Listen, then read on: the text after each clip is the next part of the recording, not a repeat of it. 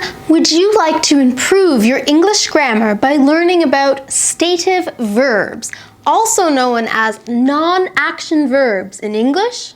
Welcome to Jen's Jyugyou. My name is Jen, and today I'm going to teach you all about stative verbs. And I'm going to break the stative verbs down into 5 different categories to help you remember them. Before we begin, we need to talk about what a stative verb is. What is a non-action verb? Basically, in English, you could divide verbs into 2 groups. Action verbs, a verb which describes an action, something that you can see somebody doing. For example, I'm clapping, I'm dancing. You can see these actions happening, so they are called action verbs, or some textbooks might call them dynamic verbs. So an action verb or a dynamic verb is a verb that you can actually see somebody doing. You can see the action happening.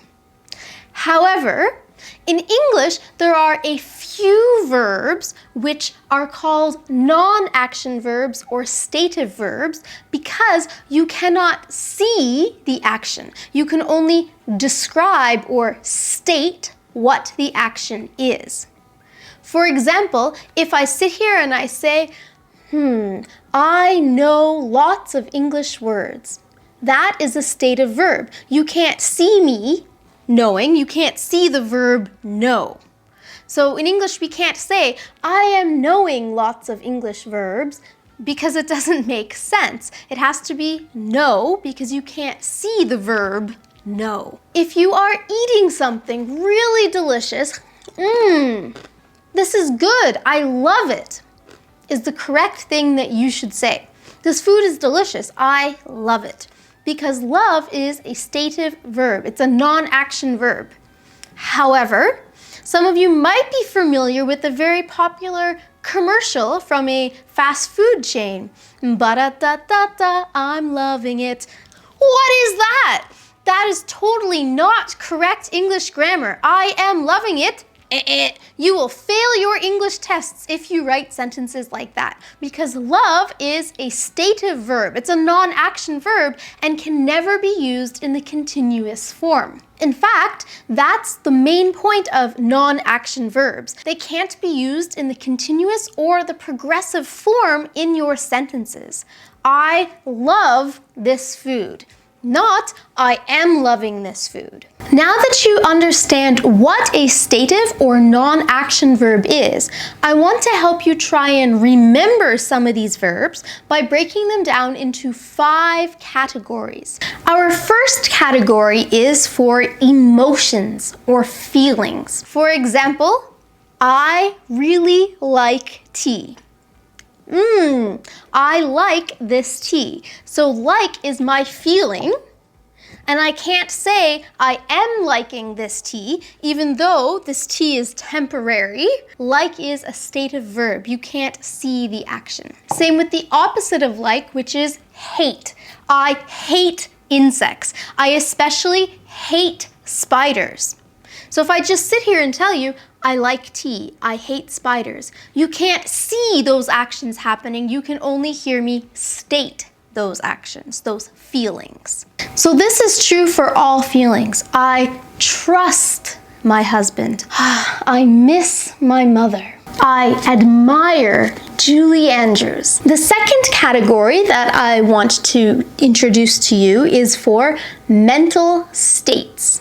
Mental states meaning non-action verbs connected to your thoughts, to the way you are thinking. For example, the word believe. I believe in God. I cannot say I am believing in Him because it's a stative verb. I want everyone to be happy. Want. I can remember many different kanji. Remember. However, I forgot this one. I forget sometimes. Hope.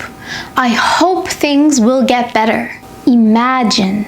I imagine many happy things when I'm trying to fall asleep at night. The third category that I have for you today is for possession or belonging. This cell phone belongs to me.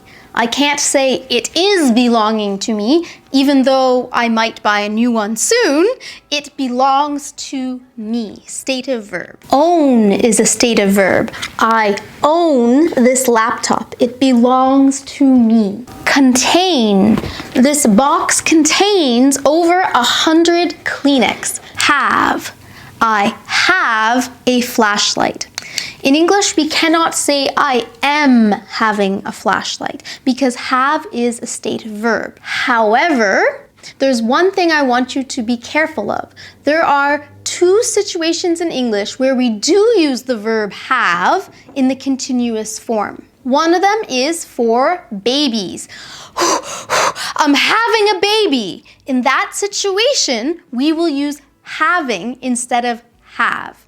After the baby is born and the baby is in my arms, then I will just say, oh, I have a baby. The other exception for have is I am having lunch at 2 p.m. with my friend. I'm having dinner on Saturday with some friends. The fourth category that I have for you today, I'm going to label it as quality, meaning the way things are. I am happy or I am short.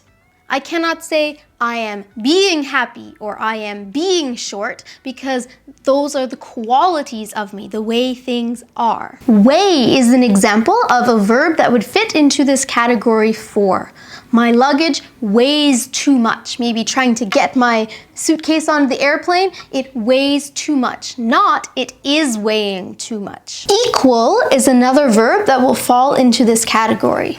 1 plus 1 equals 2, or 1 and 1 totals 2. Not it is equaling 2 or it is totaling 2, because this is describing the way things are. Rent in Toronto costs too much money. I can't say it is costing because it's a stative verb. If you're looking at a map of a city and you see the letter H, H usually represents a hospital.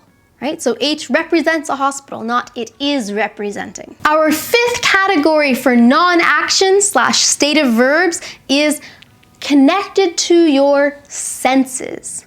So you have 5 senses: hearing, seeing, smelling, tasting, and touching.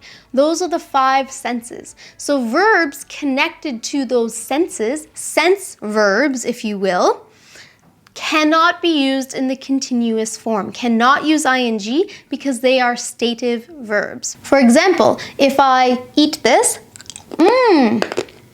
it tastes good.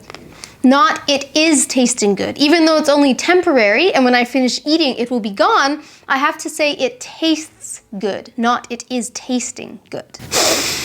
Smell.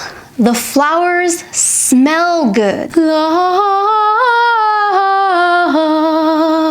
You can hear me sing. You hear me, not you are hearing me. As you heard me, I hope I sounded good. Did I sound good? Sound is another stative verb as well. The pictures look really beautiful.